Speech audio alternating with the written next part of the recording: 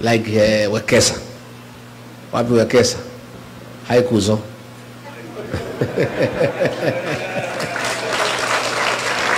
Thank you. And let me tell you,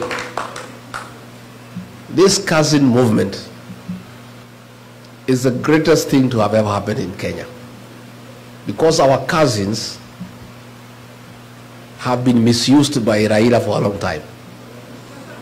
Long time.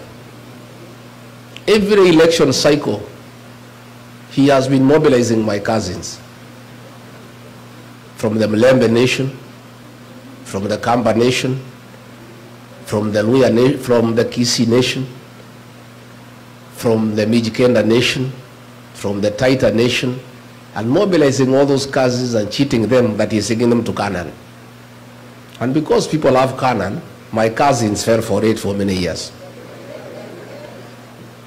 The minute he gets there, he doesn't intend to be president. He has no such intention. He's not interested.